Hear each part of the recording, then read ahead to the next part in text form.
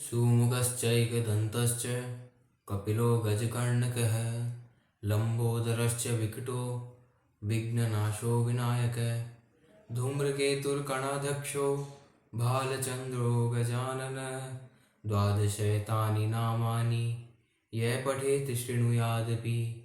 ॐ सरस्वती मया दृष्ट्वा वीणापुस्तकधारिणी हंसवाहन समायुक्ता विद्यादानं करो मम।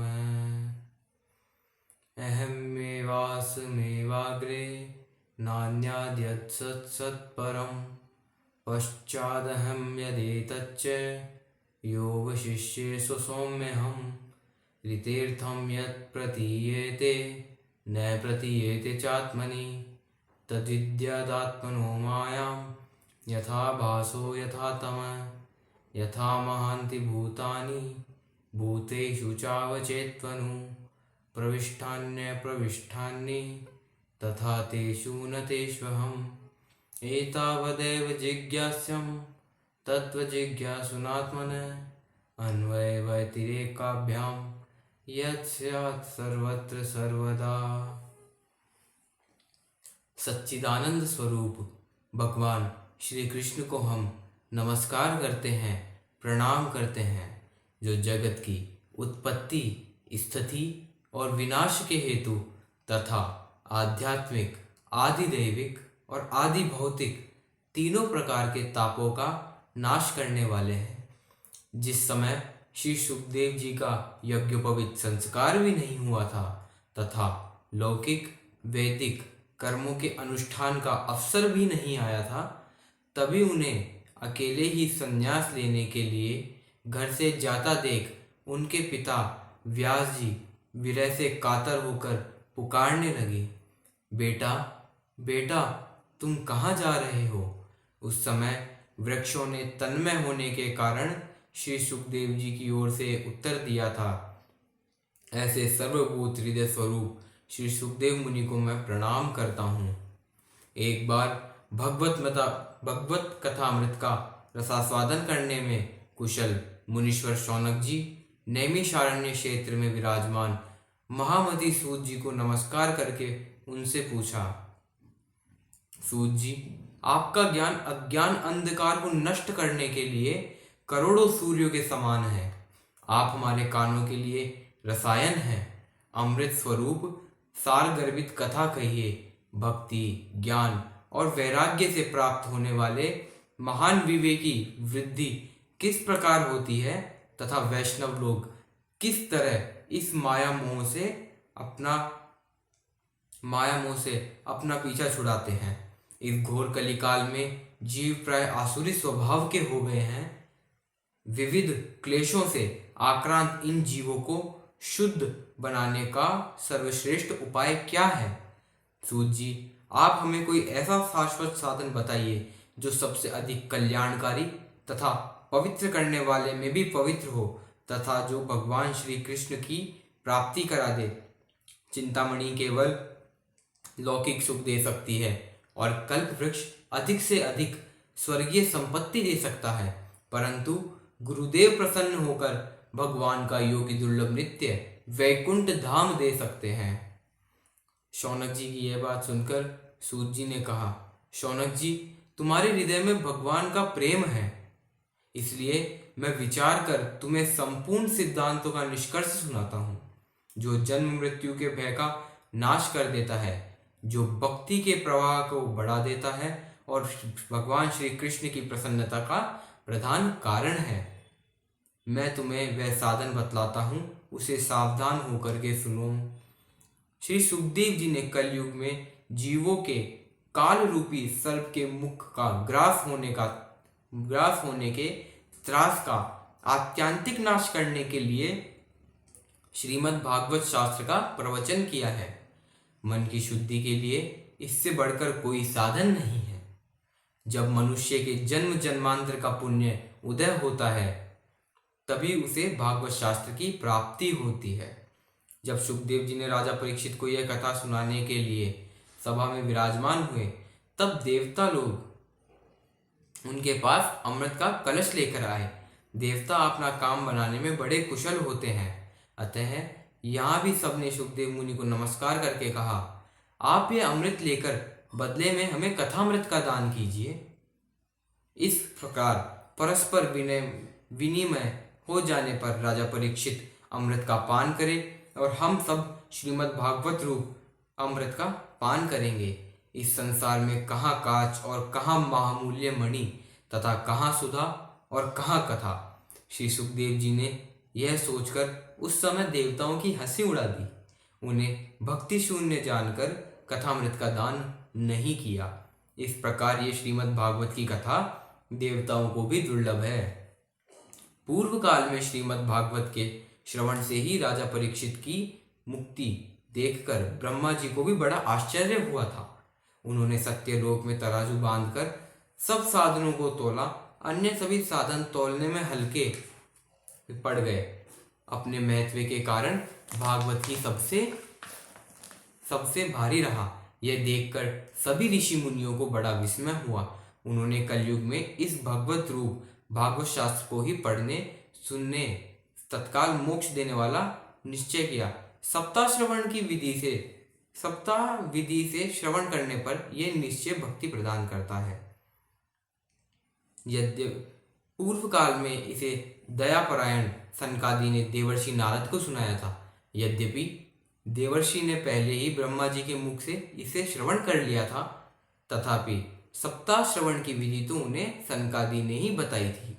शौनक जी ने पूछा, सांसारिक प्रपंच से मुक्त एवं विचरणशील नारद जी का सनकादि के साथ संयोग कहाँ हुआ और विधि विधान के श्रवण में उनकी प्रीति कैसे हुई? सूत जी ने कहा, अब मैं तुम्हें वह भक्तिपूर्ण कथा का कथानक सुनाता हूँ। श्री सुखदेव जी ने मुझे अपना अनन्य शिष्य जानकर एकांत में सुनाया था। एक दिन विशालापुरी में वे चारों निर्मल ऋषि सत्संग के लिए आए। वहां उन्होंने नारद जी को देखा। सनकादि ने पूछा, ब्राह्मण, आपका मुख उदास क्यों हो रहा है? आप चिंतातुर कैसे हैं और आपका यहाँ आगमन कैसे हो रहा है? इस समय तो आप उस पुरुष के समान व्याकुल जान पड़ते हैं जिसका सारा धन लुट गया हो। आप जैसे आसक्ति रहित पुरुषों के लिए यह उचित नहीं है। इसका कारण बतलाइए। नारद जी कहते हैं, मैं सर्वोत्तम लोक समझकर पृथ्वी में आया था। यहाँ पुष्कर, प्रयाग, काशी आदि कई तीर्थों में इधर उधर विचरता रहा, किंतु मुझे कहीं भी मन को संतोष देने वाली शांति नहीं मिली। इस समय अधर्म के सहायक कलयुग ने सारी पृथ्वी को पीड़ित कर रखा है। अब यहाँ सत्य, तप, शौच, दया, दान आदि कुछ भी नहीं है। बेचारे जीव केवल अपना पेट पालने में लगे हुए हैं। वे असत्यभाषी, आलसी, मंदबुद्धि और भाग्यहीन हो गए हैं। जो साधु संत कहे जाते हैं पाखंडी हो गए हैं। देखने में तो विरक्त है, किंतु स्त्री, धन आदि सभी का परिग्रह करते हैं।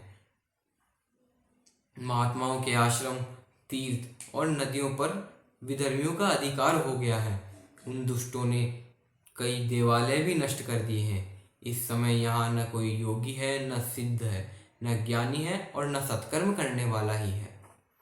सारे साधन इस समय कलयुग की दावानल में जलकर भस्म हो गए हैं। इस कलयुग में सभी देशवासी बाजारों में अन्न बेचने लगे हैं। ब्राह्मण लोग पैसा देकर वेद पढ़ाते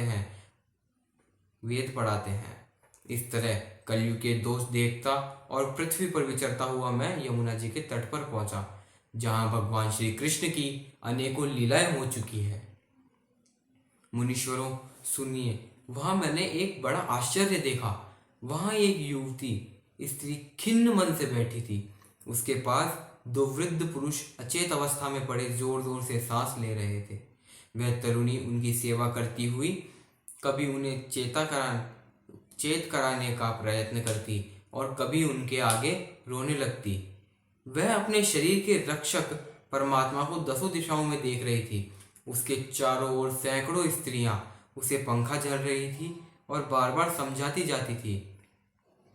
दूर से यह सब चरित्र देखकर मैं कुतूहलवश उसके पास चला गया। मुझे देखकर वह युवती खड़ी हो गई और बड़ी व्याकुल होकर कहने लगी। युवती ने कहा, महात्मा जी, क्षण भर ठहर जाइए और मेरी चिंता को भी नष्ट कर दीजिए। आपका दर्शन तो संसार के सभी पापों को सर्वथा नष्ट कर देता है।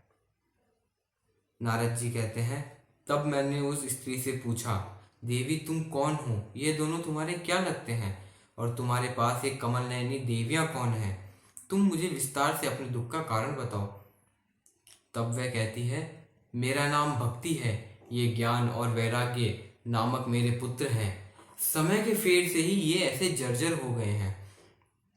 ये देवियां गंगा जी आदि नदियां हैं, ये सब मेरी सेवा करने के लिए ही आई हैं। इस प्रकार साक्षात देवियों के द्वारा सेवित होने पर भी मुझे सुख शांति नहीं है। तपोधन, अब ध्यान देकर मेरा वृत्तांत सुनिए। मैं द्रविड़ देश में उत्पन्न हुई, कर्नाटक में बढ़ी, कहीं कहीं महाराष्ट्र में सम्मानित हुई, किंतु गुजरात में आकर मुझको बुढ़ापे ने आ घेरा। वहां घोर कलयुग के प्रभाव से पाखंडियों ने मुझे अंग भंग कर दिया। चीरकाल तक इस अवस्था में रहने के कारण मैं अपने पुत्रों के साथ दुर्लभ और निस्तेज हो गई। अब जब से मैं वृंदावन आई, तब से पुनः परम सुंदरी स्वरूपवती हो गई हूँ, किंतु सामने पड़े मेरे ये पुत्र थके मांदे दुखी हो रहे हैं। अब मैं यह स्थान छोड़कर अन्यत्र जाना चाहती हूँ। यह दोनों बूढ़े हो गए हैं, इसी से मैं दुखी हूँ। मैं तरुणी क्यों और मेरे ये दोनों पुत्र बूढ़े क्यों? हम तीनों साथ साथ रहने वाले हैं, फिर ये विपरीतता कैसी? होना तो यह चाहिए कि माता बूढ़ी हो और पुत्र तरुण। जो माता होती है वह कभी भी अपने संतान का बुरा नहीं चाहती। नास्ति मातृ समाछाया, नास्ति मातृ समागति, नास्ति मातृ समं त्राणम, नास्ति मातृ समा प्रिया।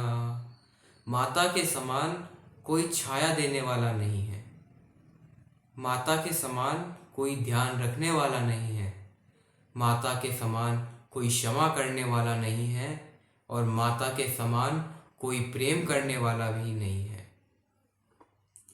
इससे मैं आश्चर्यचकित चित्त से अपनी इस अवस्था पर शोक करती रहती हूँ। आप परम बुद्धिमान हैं, इसका कारण क्या है बताइए। नारद जी कहते हैं, देवी सावधान होकर सुनो, यह दारुण कलयुग है। इससे इस समय सदाचार, योग मार्ग और तप सभी लुप्त हो गए हैं। लोग शठता और दुष्कर्म में लगकर अगासुर बन रहे हैं। संसार में जहाँ देखो वहीं सत्पुरुष दुख से म्लान है और दुष्ट सुखी हो रहे हैं। इस समय जिस बुद्धिमान पुरुष का धैर्य बना रहे वही बड़ा ज्ञानी और पंडित है। पृथ्वी क्रमशः प्रतिवर्ष शेष जी के लिए भार रूप होती जा रही है। अब ये छूने योग्य तो का देखने योग्य भी नहीं रही है, और न इसमें कहीं मंगल ही दिखाई देता है। अब किसी को पुत्र के साथ तुम्हारा दर्शन भी नहीं होता। वृंदावन के संयोग से तुम फिर नवीन तरुणी हो गई हो, अतः यह वृंदावन धाम धन्य है, जहाँ भक्ति सर्वत्र नृत्य कर रही है। परंतु तुम्हारे दोनों पुत्रों का यहाँ कोई ग्राहक नहीं है, इसलिए इनका बुढ़ापा नहीं छूट रहा है। यहाँ इनको कुछ आत्म सुख की प्राप्ति होने के कारण यह सोते से जान पड़ते हैं। भक्ति कहती है, राजा परीक्षित ने इस पापी कलयुग को रहने क्यों दिया? इसके आते ही सब वस्तुओं का सार न जाने कहाँ चल गया है। करुणामय श्री हरि से भी यह अधर्म कैसे देखा जाता है? मेरा यह संदेह दूर कीजिए। आपके वचनों से मुझे बड़ी शांति मिली है।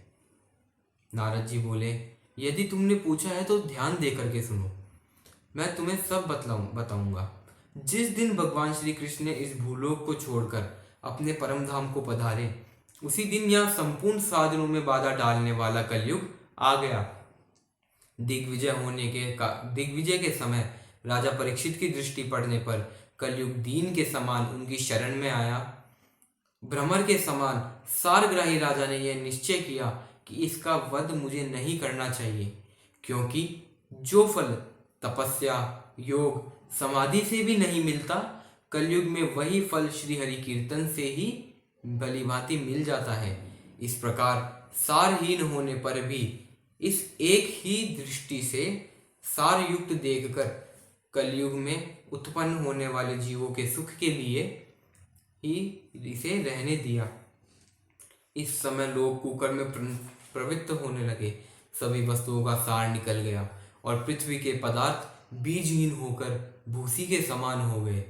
ब्राह्मण केवल अन्न धन आदि के लोभवश घर घर एवं जन जन को भगवत की कथा सुनाने लगे, इसलिए कथा का सार चला गया। तीर्थों में नाना प्रकार के अत्यंत घोर कर्म करने वाले नास्तिक और नारकी पुरुष भी रहने लगे हैं, इसलिए तीर्थों का भी प्रभाव जाता रहा। जिनका चित्त निरंतर काम, क्रोध, महान लोभ और तृष्णा से तपता रहता है, वे भी तपस्या का ढोंग करने लगे हैं, इसलिए तप का भी सार निकल गया है। मन पर काबू न होने के कारण तथा लोभ और दंभ, पाखंड, आश्रय लेने के कारण एवं शास्त्र का अभ्यास न करने के कारण ध्यान योग का भी फल मिट गया है। यह तो इस युग का स्वभाव ही है, इसमें किसी का दोष नहीं है। इससे पुंडरीकाक्ष भगवान बहुत समीप रहते हुए भी यह सब सह रहे हैं। भक्ति ने कहा, देवर्ष आप धन्य हैं, मेरा सौभाग्य था जो आपका समागम हुआ। संसार के साधु, सारे संसार में साधुओं के दर्शन से ही समस्त सिद्धियों का परम कारण है। आपका केवल एक बार का उपदेश धारण करके कयादु कुमार प्रहलाद ने भी माया पर विजय प्राप्त कर ली थी। ध्रुव ने भी आपकी कृपा से ही ध्रुव पद प्राप्त किया था। आप सर्व मंगलमय और साक्षात श्री ब्रह्मा जी के पुत्र हैं, मैं आपको प्रणाम करती हूँ। नारद जी कहते हैं, तुम व्यर्थ ही अपने को क्यों खेद में डाल रही हो? अरे तुम चिंतातुर क्यों हो? भगवान श्री कृष्ण के चरण कमलों का चिंतन करो, उनकी कृपा से तुम्हारा सारा दुख दूर हो जाएगा। फिर तुम तो भक्ति हो, सदा उन्हीं के प्राणों से भी प्यारी हो। तुम्हारे बुलाने पर तो भगवान नीचों के घरों में भी चले जाते हैं। सत्य, त्रेता और द्वापर, इन तीनों युग में ज्ञान और वैराग्य थे। ज्ञान वैराग्य मुक्ति के साधन थे, किंतु कलयुग में तो केवल भक्ति ही मोक्ष की प्राप्ति कराने वाली है। यह सोचकर परमानंद मूर्ति ज्ञान स्वरूप श्री हरि ने सत्स्वरूप में तुम्हें रचा है। तुम साक्षात श्री कृष्णचंद्र की ही प्रिया हो और परम सुंदरी हो। एक बार जब तुमने हाथ जोड़कर पूछा, प्रभु मैं क्या करूं, तब भगवान ने तुम्हें यही आज्ञा दी थी, मेरे भक्तों का पोषण करो। तुमने भगवान की आज्ञा स्वीकार कर ली। इससे तुम पर श्री हरि बहुत प्रसन्न हुए और तुम्हारी सेवा करने के लिए मुक्ति को तुम्हें दासी के रूप में दे दिया और ज्ञान और वैराग्य को पुत्रों के रूप में